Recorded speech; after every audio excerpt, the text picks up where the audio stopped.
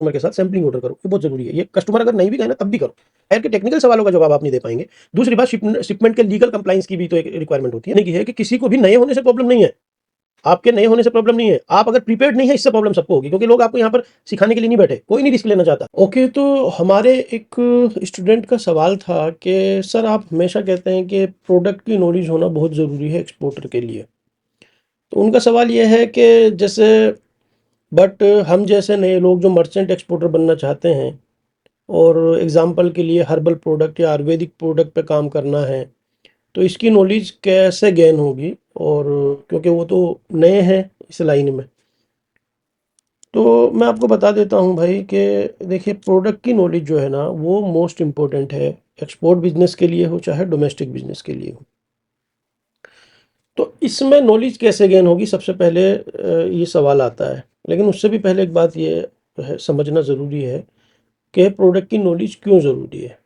मान लीजिए इससे भी पहले जो सेटअप्स हैं और आपको कंप्लाइंस के लिए पेपर रेडी कर रहे हैं, जैसे जीएसटी, आईसी, टेक्निकल या फंडामेंटल चीज़ें जब आपने कर ली, और जो मैं बताता हूँ हमारी मास्टर क्लासेस में, मैं बताता हूँ कि आपको अपना ऑनलाइन प्रेजेंस कैसे बनाना है, वो भी फ्री में, वो आपने कर लिया है और आप अब अगले स्टेप पर आ गए हैं। मैं जैसे बताया है कि बायर कैसे ढूंढना है, वो भी मैंने आपको बता दिया कि बायर आप कैसे ढूंढेंगे। लेकिन इसमें मोस्ट इंपॉर्टेंट चीज़ आ जाती है कि एक तो कम्युनिकेट कैसे करेंगे और आप उसको बोलेंगे क्या। मतलब आपको, आप अल्टीमेटली तो बिजनेस जो होगा वो प्रोडक्ट पे होगा, आप क्या चीज़ बेचेंगे कस्टमर को, दैट्स द इम्पोर्टेंट थिंग। तो अगर आपको नॉलेज नहीं है तो इसका मतलब आप उस फील्ड में नए हैं, आप उस फील्ड को जानते ही नहीं है। अब जानते नहीं हैं तो आप प्रोडक्ट कहाँ से सोर्स करेंगे, कैसे करेंगे? ऐसा तो है नहीं कि भाई आप किसी को भी अप्रोच करेंगे, सब उनकी वेबसाइट पे देखा आपने कि वो लोग चेयर बेचते हैं और आप उनको बोलेंगे मैं चेयर दे दूंगा, और फिर वो आपसे कहेंगे ठीक है साहब दे दो, और आप पड़ोस की दुकान से ले जाकर खरीद कर दे देंगे। That's not how it works. तो सबसे पहले ज़रूरी ये है कि आपकी एक प्रोडक्ट लाइन की सोर्सिंग का चैनल बना होना बहुत ज़रूरी है, अगर आप एज ए मर्चेंट एक्सपोर्टर बात कर रहे हैं तो। अगर आप मैन्युफैक्चरर है तो ऑब्वियस है कि आपको पहले से उसकी सारी टेक्निकल नॉलेज होगी, स्पेक्स वगैरह की नॉलेज होगी, टेस्ट वगैरह क्या होते हैं, मटेरियल की सारी नॉलेज होगी। तो मैन्युफैक्चरर के लिए तो ये दिक्कत है ही नहीं, ये दिक्कत है मर्चेंट एक्सपोर्टर के लिए। तो मर्चेंट एक्सपोर्टर को मैं हमेशा बोलता हूँ कि देखिए, आपको किसी एक प्रोडक्ट लाइन को चुन लेना चाहिए। सबसे अच्छी प्रोडक्ट लाइन आपके लिए ये है कि आप जिस एरिया में भी रहते हैं वहाँ के स्पेसिफिक प्रोडक्ट्स होते हैं। जैसे मुरादाबाद वालों के लिए ब्रास का जो है हैंडीक्राफ्ट, और अदर अदर प्रोडक्ट जो है बहुत सारे हैंडीक्राफ्ट से रिलेटेड वहाँ पर बनते हैं, गिलास के प्रोडक्ट बनते हैं, वट बहुत चीज़ें बनती हैं वहाँ पर मेटल से रिलेटेड और हैंड से रिलेटेड, है ना। और भागलपुर जैसी जगहों में सिल्क का, लिनन का फैब्रिक के आइटम खूब बनते हैं। सूरत में जो है पॉलिएस्टर से रिलेटेड, प्रिंटेड से रिलेटेड, जयपुर में जो है कॉटन प्रिंटेड और ये सब का काम खूब होता है। तो हर एरिया की अपने 100 दो 150 किलोमीटर, 50 100 किलोमीटर, 10 20 किलोमीटर की एक स्पेसिफिकेशंस हैं इंडिया के अंदर, कि जहाँ पे एक पर्टिकुलर टाइप के प्रोडक्ट बनते हैं। आप जहाँ से भी बिलोंग करते हैं वहाँ के कोर प्रोडक्ट्स को देखिए और उसमें सोर्स करने की कोशिश कीजिए, क्योंकि वो वहाँ पर मैन्युफैक्चर होते हैं। तो आपके ज़्यादा चांस बनते हैं इस बात के कि आप आज अगर किसी ट्रेडर से या ठेकेदार से भी आपने शुरू किया काम करना, या कोशिश तो कीजिएगा आप मैन्युफैक्चरर से जुड़ें। मान लीजिए आप बड़े मैन्युफैक्चरर से जुड़े, उससे आपने काम करना शुरू किया, तो धीरे धीरे आप अपना खुद का एक्सपेंड कर सकते हैं नेटवर्क।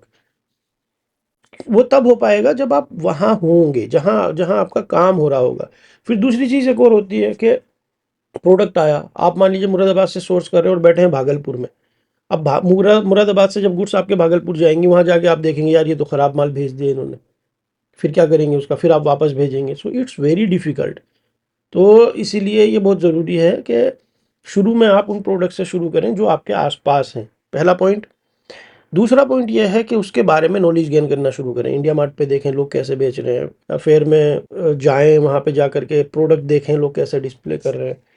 और इंडिया मार्ट में आप देखेंगे तो वहाँ पे आपको अंदाज़ा लगेगा कि लोगों ने क्या क्या नाम लिखे हुए हैं, क्या क्या साइज़ में बिकते हैं। फॉर एग्जांपल अगर मैं बात करूँ कि कोई एक शो पीस है या कोई बेडशीट है, तो आपको तो मालूम नहीं बेडशीट का साइज़, जबकि आप घरों में यूज़ करते हैं, आपको ये पता ही नहीं होगा कि कितने बाई कितने इंच का या कितने बाई कितने जो है सेंटीमीटर का होता है। लेकिन जब आप सेल करने पर आएंगे, जब आप इसको एक्सपोर्ट करने के लिए सोचेंगे, तो फिर कस्टमर आपसे सवाल पूछेगा फॉर एग्जांपल मैं बेडशीट का ले लेता हूँ, तो क्या क्या पूछेगा कस्टमर आपसे, भाई इसका वेट क्या है, जीएसएम क्या है, इसका साइज क्या है ना, साइज जो है इंक्लूड फ्रिंज है या नहीं है, साइडों में हेमिंग हो रखी है या नहीं हो रखी, सारे स्पेसिफिकेशन पूछेगा ना।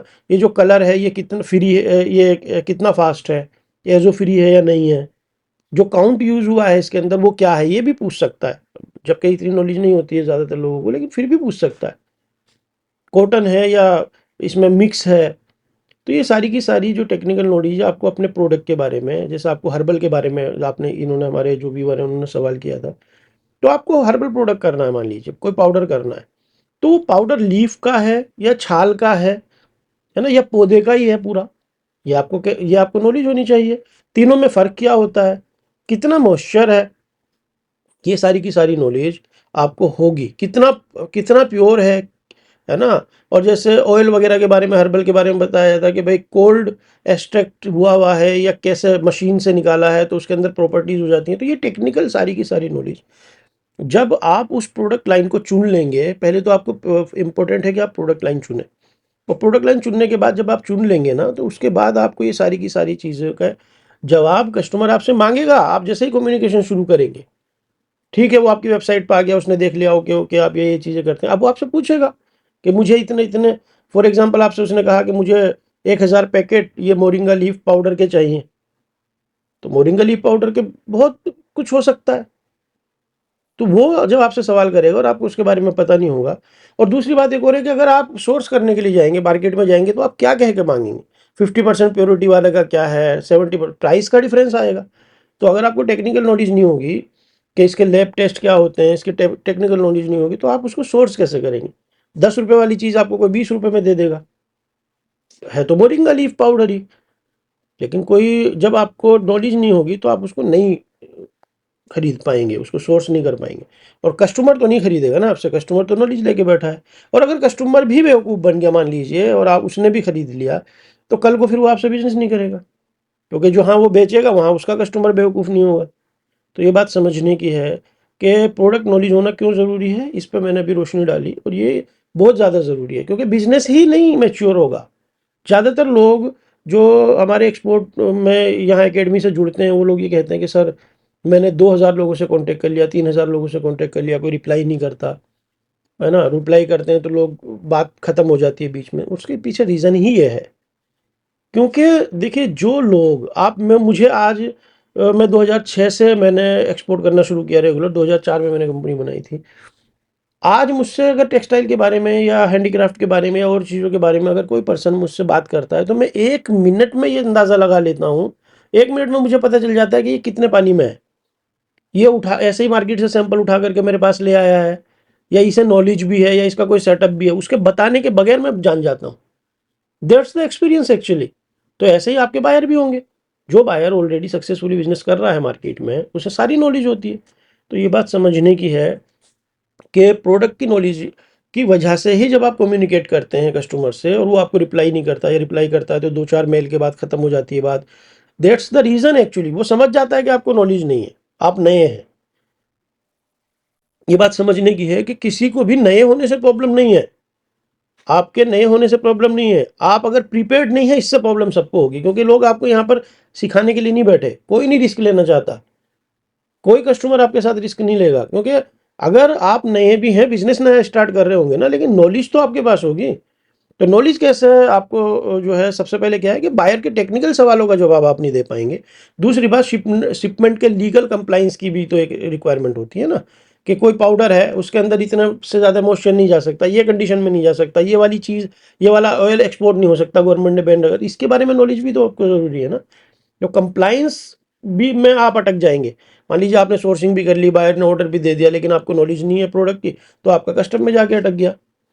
तीसरी चीज़ है क्वालिटी कंट्रोल और सप्लायर हैंडलिंग कैसे करेंगे आप, है ना। क्वालिटी कंट्रोल नहीं कर पाएंगे, जैसे मैंने आपको बताया अभी कि आपको ये पता नहीं कितना परसेंट है इसके अंदर क्या चीज़, तो क्वालिटी आप वो नहीं खरीद पाएंगे जो कस्टमर को चाहिए। लोग आपको जो है ख़राब क्वालिटी अच्छा कहकर बेच देंगे, ठीक है। सप्लायर हैंडलिंग मुश्किल हो जाएगी इससे, ये ना कि आप, सप्लायर आपको जो है वो ठीक से काम ही नहीं करेगा आपके साथ, चीट करने की कोशिश करेगा।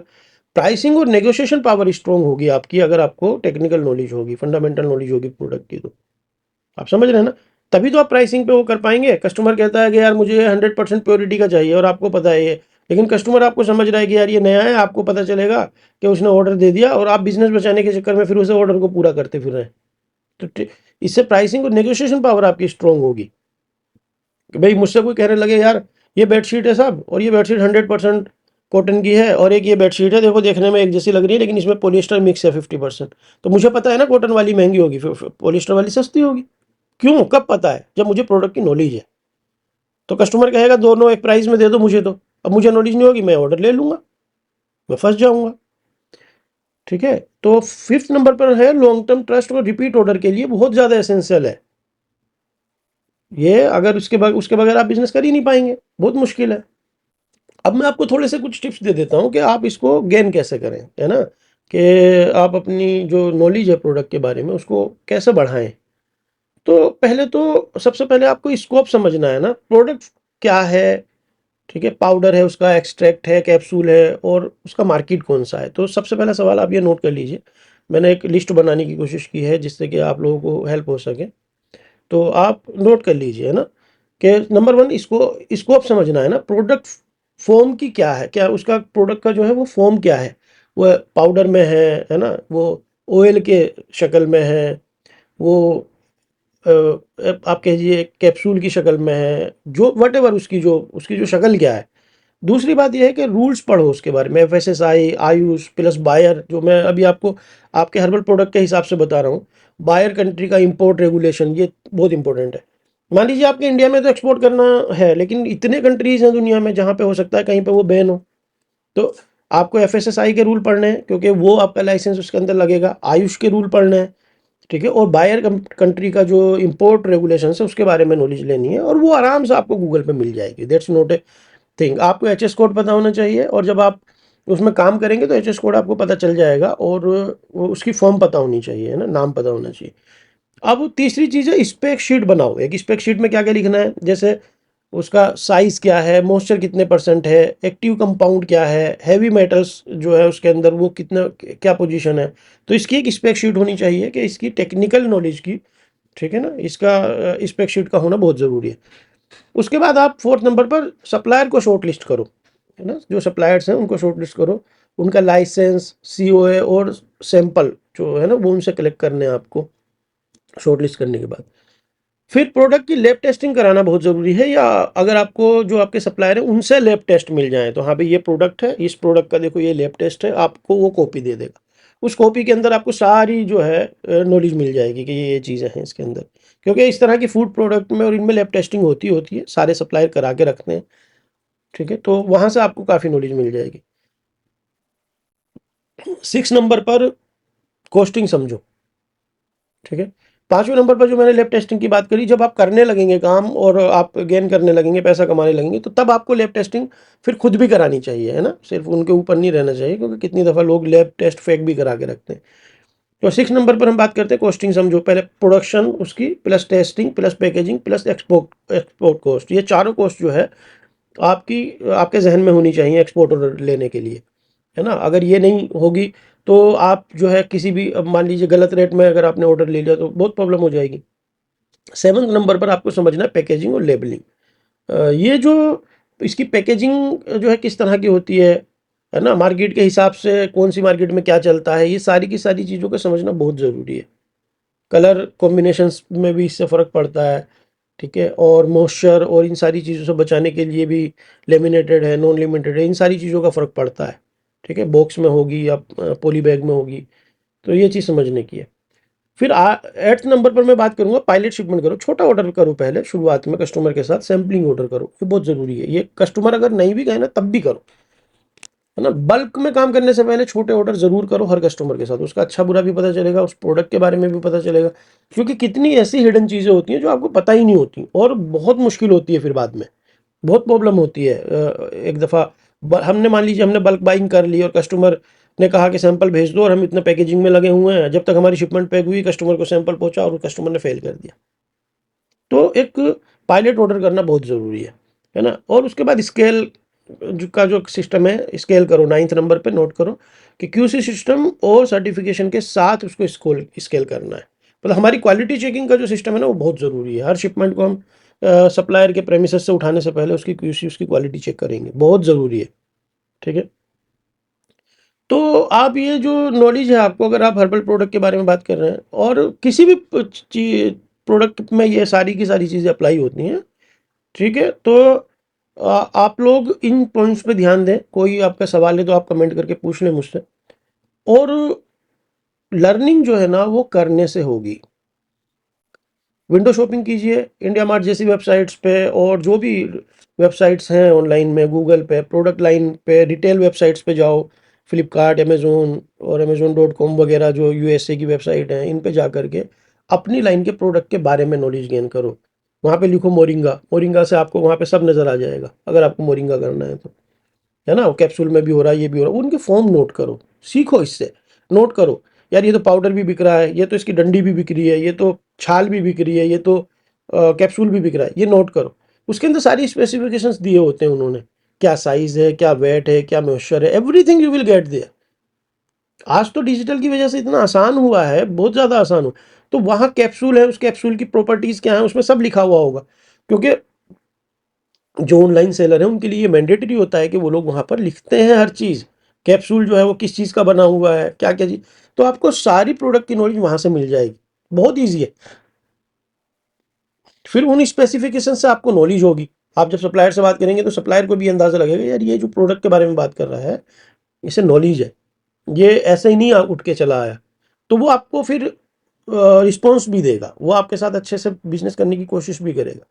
नहीं तो प्रॉब्लम ये होती है कि लोग अंदाज़ा लगाते हैं कि यार ये एम ही है और फिर वो नहीं करते हैं लोग, है ना।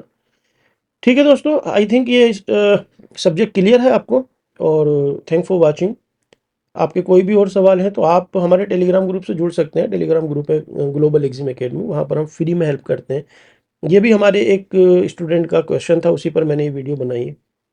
होप ये आपको हेल्प करेगी। और आप नए हैं तो चैनल को सब्सक्राइब ज़रूर करें, शेयर करें लोगों के साथ, जो लोगों को भी इससे फ़ायदा हो सकता है। Have nice time, bye bye.